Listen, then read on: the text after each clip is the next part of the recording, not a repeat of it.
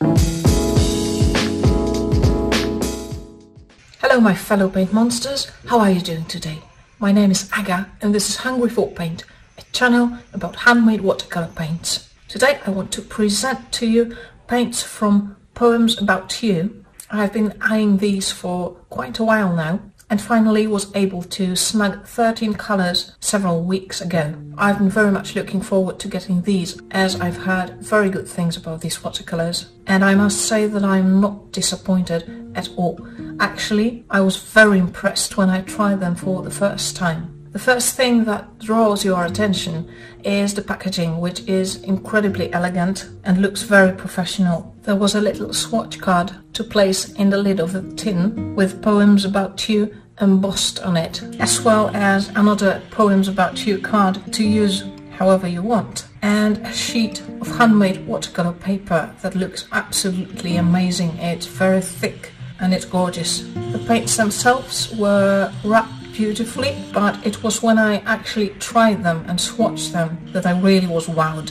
I can't really explain why this is, but these feel luxurious. These paints feel so rich. They're very easy to activate. They're creamy. They flow magnificently. The colors are intense. The paints are very well pigmented. At the same time, the colors feel classy somehow. I really like how they go together. Some of these colors really seem to flow better than the same pigments from other makers, like the raw sienna for example. It's never been my favorite color, but this is just so pretty.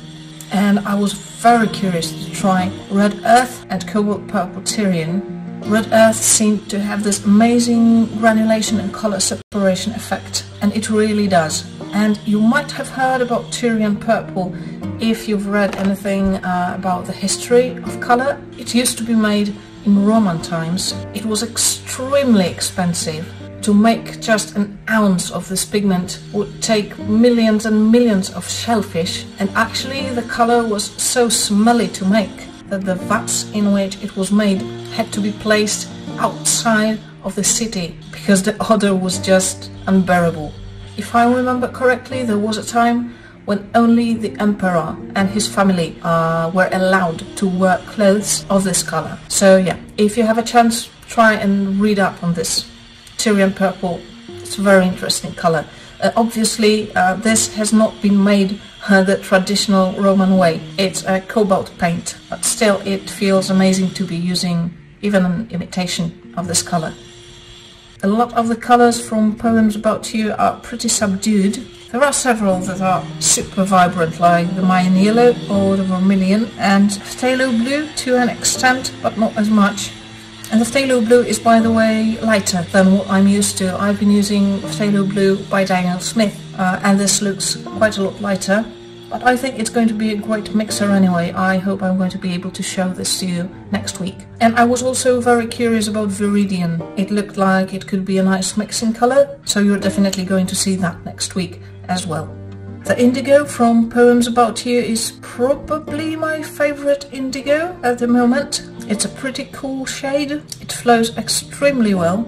And the Mayan green is also a nice color to have. It can get pretty dark, it's deep, and it's a cooler, more subdued shade of green. It's perfect for any plants or forestry, and I bet it's going to be amazing mixed with yellows as well, and with browns. All of the colors layer very well, the Mayan yellow being the only exception, as it's simply too light to be layered properly to actually show that much of a difference. But all of the colors work really well with glazing. The Vermilion seems to need a little bit more time to dry, so you might want to be a little bit careful with layering that and give it some extra time before you apply the next layer. Also, it's quite staining, but it's Vermilion. It's the nature of the pigment itself from what I've experienced. So yeah, if you want a more subtle, delicate red, then you can go for Mayan Red. It handles great. And I think I'm going to make a comparison next week of the colors you can mix using Mayan Red versus the colors you can mix using Vermilion. One more thing about Cobalt Purple Tyrian. I was a bit surprised because I'm used to cobalt colors granulating a lot, and this feels very smooth. It doesn't really have this cobalt texture.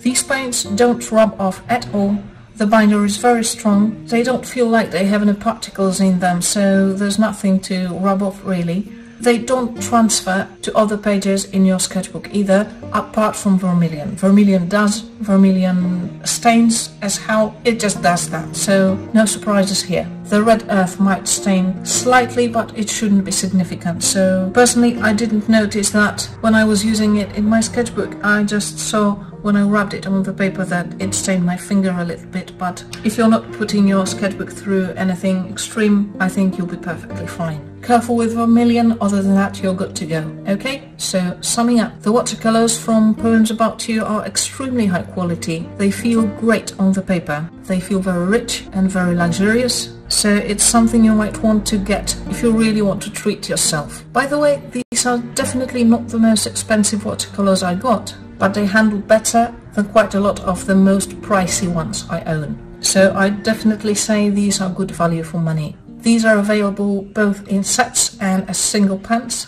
and the range of colors offered is quite wide, so there's a lot to choose from. If you haven't tried them, if you feel drawn to these, go get them. In my opinion, they're worth every penny. Alright, that's everything for today. Next week there's going to be a color mixing and demo video featuring Poems About You. If you visit Hungry for Paint on Instagram on Wednesday, there's going to be a sneak peek. And later on there's going to be a review on Hungry for Paint blog as well. If you like this video, press the like button, leave a comment below, and consider supporting Hungry for Paint on Ko-fi. Thanks for watching, and I hope to see you next week. Bye bye!